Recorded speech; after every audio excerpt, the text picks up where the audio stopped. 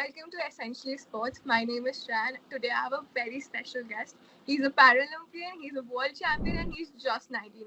And he's going for the Paris Paralympics gold. Please welcome Ezra Frech. Hey Thank Ezra, you for how are you having me. doing? Thank you for having me. That Thank was you a so great much. introduction. I appreciate it. Thank you so much for taking out the time. How are you doing? I'm doing wonderful. I'm here in France. I'm at Cannes Lion. It's great, and I'm looking forward to speaking with you. That's great. That's great. So, how's the Paris preparation going on for you? Paris preparation is going very well. We are 100% in the training, the recovery, the sleep, the nutrition, the meditation, the visualization. This is 100% in. My team has been amazing. We're working unbelievably hard, and I look forward to showing the world what I'm capable of at the end of the summer. It's very exciting for me. I lay in bed at night and I just think about Paris. I just fantasize and fantasize. That's really nice to know. Sounds very exciting. So, Ezra, let's go back. Let's rewind a bit. So, you were just 8 and you were just 11 when you decided to do this full time. So, at such a young age, how did you make such a big decision in life? And, what was your motivation behind going full time into this? That's a good question. Yeah, so I had been doing track and field for fun. I had been doing it just as I was doing every other sport like basketball, soccer, football. And then when I was 11 years old, I was watching the Rio 2016 Paralympics.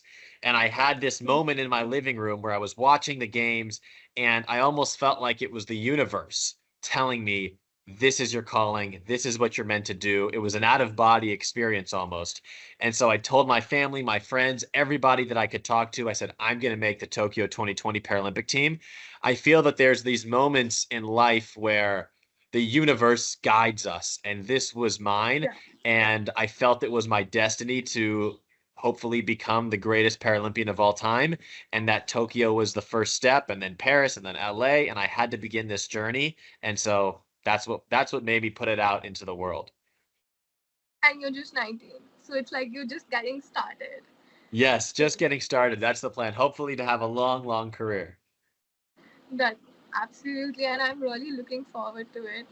So, Ezra, I wanted to ask this as well, so that people who have some issues like you also feel inspired. So, growing up, you were always involved in sports, right? But unfortunately, you grew up with congenital limb, right?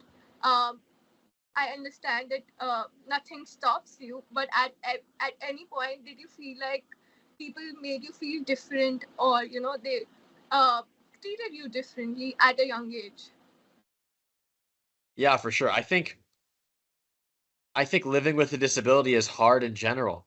Everywhere you go in public, there's people staring and pointing fingers and whispering, and I felt that all the time. Everywhere I went, there were people staring at me like I was a zoo animal. I felt completely ostracized. So that is very real when you live with the physical disability, even though my disability I was able to keep up with my friends and play sports. I was able to go to school pretty easily and go up and down stairs, and I didn't have a lot of accessibility issues. But even still, everywhere I went in public, I felt like an outsider. And so that's definitely a difficult thing to process. It's hard to come to terms with your disability when you feel like the world looks down on you because of it. And disability is very taboo, and people have a lot of negative associations with it. They think it's the worst thing in the world. It's so bad. People would always tell me they feel sorry for me growing up, and I would look at them and say, "No, don't feel sorry for me. I'm fine. I'm just an athlete. I'm just going after my dreams. You don't have to feel sorry for me just because I'm disabled." So definitely there were hardships, and definitely there were struggles and moments of insecurity and fear, but what helped me get through that was a combination of a few things. I had overwhelming love for my parents and my close family and friends. That's extremely important. Having a community behind you who sees you for who you are beyond your disability is very important. My mom gave me this advice when I was very young. She said, "You walk into any room with your chin up, chest out, walk in like you own the place. Don't retreat to those insecurities about your disability." So I had a lot of love from them. And then as well, I played sports, and sports helped me connect with friends. It gave me confidence. It helped me feel like I fit in because when I was on the track, when I was on the court, I wasn't thinking about the fact that I was the only person in my school with one leg or the only kid that I knew in my local community with a disability. I was just an athlete, and that's very Yeah. special. That's great. and I think nothing is really stopping you, as we can see. But you talked about your mom. I would also like to talk about, like, like how every parent is supportive of their kids, but your parents have not just been supportive of you, but your parents have also started this organization called Angel City Sports, which, by the way, congratulations, is now part of the PNG Athletes for Good program. So, Yes. how do you feel like your parents are not just helping you out, but they're also helping out the other para athletes? Uh, Also, I just want to ask like one question: Did starting this organization, what literally eyed you guys that this was the moment that you and your family realized that we got to start this. We have to do this. Yeah, for sure. So it was my very first track meet that my father took me to when I was 8 years old. And we live in Los Angeles, and we had to travel all the way to Oklahoma City for this track meet. And we were at this track meet, and he asked the question, he said, "Why do we have to come all the way across the country just to run, jump, and throw stuff? Why do we have to travel so far? How are there no opportunities for adaptive sports in Southern California? This is such a big population. 15% of the population has a physical disability.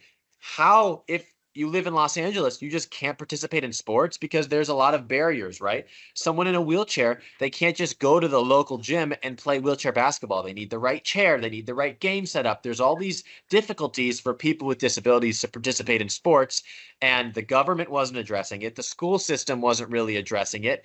And so it was all left to the nonprofits, to people who would give up their time to help provide these opportunities for the community. So that's when my family and I really realized it for the first time. And then we put everything into providing year-round sport equipment, training, and competitive opportunities for this community because sports is so powerful.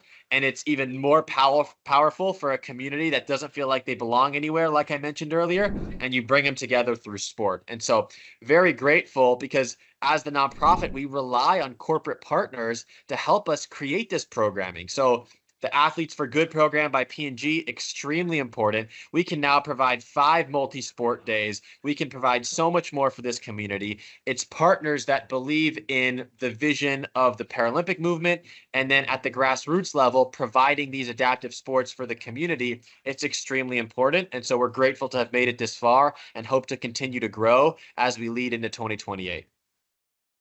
That's great. I'm actually so impressed by like you're just 19. I just cannot believe Thank you. that. uh, that's great. So, Ezra, at any point, have you felt like Paralympics does not get as much appreciation as Olympics, and what steps you feel should be taken to do so? Because you guys are probably way more heroic and more strength worthy than any Olympian out there. I mean, I'm gonna say that on record. Like, Thank you. And you're absolutely right. I do feel that the Paralympics hasn't gotten the recognition that it deserves. There's parts in Europe, there's countries in Europe where the Paralympics is seen at the same level, but mostly around the world, it's seen as less than to the Olympics. And what we need to do to continue to drive this change is the Paralympics needs to be promoted better. We need to market it better. We need athlete stories to be seen. We need stars of the Paralympic movement. And then we need films like Rising Phoenix, The New Revolution to be broadcasted everywhere. We need the world to hear these stories. We need the world to understand the disabled movement, to understand the Paralympic movement. That's unbelievably important. And hopefully we're moving the right direction. I believe we're moving the right direction, and I can't wait to see the change that continues to take place. But it's a combination of those things that will help the Paralympics get elevated, and then the disability movement as a whole will be elevated as well. yeah, and you yourself mentioned it, so it was one of my questions as well. The Rising Phoenix, A New Revelation, you're going to be featured in the movie. It's been production by the PNG program. So, Yes. what should we expect from this movie? Well, listen, projects like Rising Phoenix, A New Revolution are extremely important because disability stories aren't and haven't been told historically. And so this film is going to change the way people view disability. It's going to change the way people view the Paralympics. What's special about this is we have 50% of the crew that has a physical disability. So the story is being told authentically. That's extremely important. Nowadays, people can see through when someone's Mhm. not being genuine. So a Yep. film like this that is unbelievably authentic is going to have such a massive impact because the stories being told are so special, so unique, so important. I promise you, people will be walking away from this film with a newfound respect for the Paralympics, and they will be seeing disability in a whole nother light. And that's really important. That's great to know. When is the movie coming out? I don't know. I don't know. Still in production. Still in production. So Okay. we will We keep you look posted. forward. Yeah, keep us Yes, posted. We'd love to, watch it. That's absolutely. When great. I know, you will know. So That's great. So coming back a bit to Paris, you are not going to only compete in long jump and high jump. You're also going to be competing in 100-meter sprint. So yes. it's not easy. Like these are different events altogether. So how are you strategizing differently for such different events? Yeah, that's a fantastic question. So it's very unique to have an athlete do three events that are all so different and hard to be good at even just one of them. But now I'm trying to be the best in the world at three. That's very hard. But I have an amazing coaching staff who has been working unbelievably hard to build my training so that we're giving the proper emphasis and focus to all of the events. And I actually believe that the way we've set it up, I'm not taking away from any of the events by doing so many. I'm adding, I'm becoming more coordinated, I'm becoming a better athlete in better shape and optimizing the right thing so that I can be elite in three events.